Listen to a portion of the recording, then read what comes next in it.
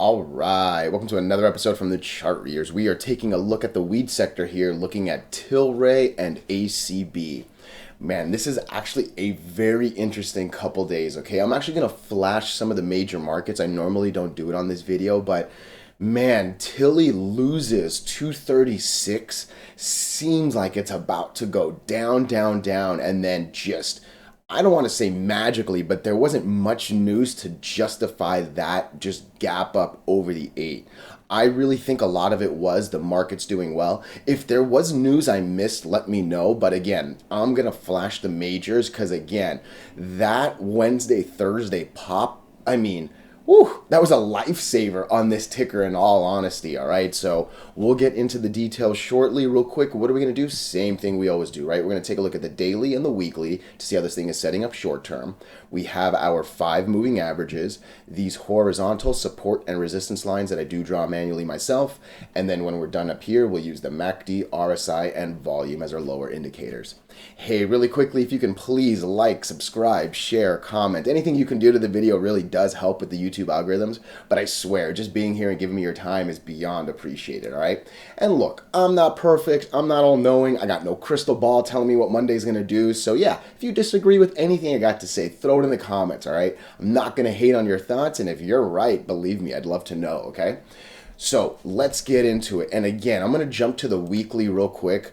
Losing this 236 line in my head was going down deep into all-time lows, and that really was what I stressed on the last video. And you can really see that's what actually happens. We go 1, 2, 3, 4, 5 days under the all-time low support. The candles just keep getting redder and redder and bigger, and it started getting really scary here. And then again, I saw no news. If there was news, let me know, but again, out of nowhere, we essentially just like magically gap up and actually get back over the 8 moving average. Obviously, this 20 has been the real story on TLRY, the orange line right there. Getting over the 20 has been wildly difficult, all right? Even getting over the 8, let's be honest, it hasn't been an easy thing, right? But I'm glad we're over the 8. We're actually technically, obviously, you can see a penny under the support line again, but again, I'd much rather be closer to it than like going down that way, right?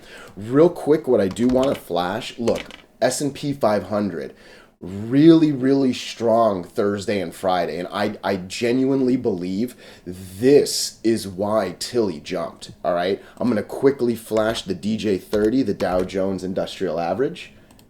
Boom, the exact same 2 days, right? And I'll be honest, Friday does well on both of those, but not really Tilly, and that kind of sucks, all right? That said, Thursday was a lifesaver on this stock, in my opinion, all right? Now, what needs to happen? Again, I think the whole story really is still this 20 moving average, all right? Hopefully the markets keep doing well, all right? Hopefully that helps this sector, all right? But end of the day, these individual tickers, they need to get over these lines, all right? So, yeah, it's interesting here, right? Because again, Dow Jones and S&P looked really good. I've actually always said that this thing kind of rides one of the two. There were actually some discussions on earlier videos about which one the Dow actually rides, the S&P 500 or, sorry, which index the weed tickers follow. I personally believe it follows the, I think I was saying the Dow. Shit, I'm gonna lie and say I don't remember. But yeah, look, end of the day, NASDAQ is tech. These weed stocks are not tech at all, right? We're literally talking about buildings. We're talking about growing plants. Like, this is farming 101, basically, right? So, in my head, one of the two, as long as the Dow or the S&P 500 does well, these should do well. You know what I mean? So, yeah, end of the day, it's going to be all about the 20 one more time, and I really think it's about the majors doing well, because there really hasn't been much news on these tickers, right? Like, there was a big buyout, they actually didn't have bad earnings, and it still sucked, right? So, like, it's interesting to see what these weed stocks are doing, but hopefully an improving market might bring these. But technically wise, I'm still a non-believer. I still need a little bit more before I'm willing to believe, right? Like, this is not a great MACD. We're definitely in the negative, right? We're not deep in the negative, but hey, we're in the negative. Looks like the green line's trying to get over the red line, but again, let's see that above the 0 line, right? RSI looks randomly bad, right? Obviously 33 generally means this is oversold and it should recover, but yeah, with me, I really do believe that this thing needs to get a little bit more in the 20s for me to believe that, right? But and then look at the volume, right? Like, so many reds, and like, it's weird. These don't look good.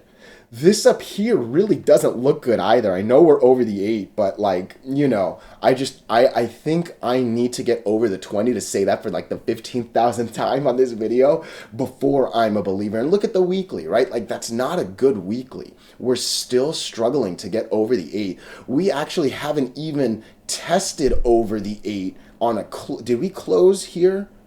No, we missed it by a penny. The last time we closed over the 8 was in February. Like, it's a minute on the weekly, right? This one opens, looks like, does it open above it or on it? It opens a penny above. You can see open 260 and 8259. Again, I don't care about opens, you know that, right? So since February, we have not been over the 8 moving average on the weekly. That's rough, right? So you need the weekly to do well to expect your dailies, right? So I'm definitely still more pessimistic than optimistic, but hey, I'm so glad we've at least kind of stopped this like death drop into the all-time lows. That I can't stress enough, okay? ACB, let's take a look at ACB, and this is interesting, all right? I've always said that, and again, there's no fact behind it, it really is just my opinion. I do think ACB needs to start recovering before we can start to say that the sector itself is going to recover, all right? And what happens here, look at this 73 line, all right? I'm going to zoom out, I'm going to zoom out, I'm going to zoom out. 73 was our all-time low, all right? We lose the all-time low support line, and I always say, whenever we lose these lines, I'm ready to lose 20%. And roughly speaking, 14 cents below this is that 60 cents that we're at, right? So this thing did drop that 20 that I always talk about. I'm telling you, under all-time low support is such a bad place for your money. All right. I know everybody says buy low, sell high, like obviously, right? I very much know that. And it doesn't get any lower than all-time lows. Again, I very much know that. I'm not here pretending to say I know where the bottom is, right? Like that's not the game we're playing here, all right? So just all-time low support loses, 20% drop. I'm telling you, I've seen it so many times, right? But again, where are we now? A decent 3 days, but the one thing I gotta stress, just look at what this chart does.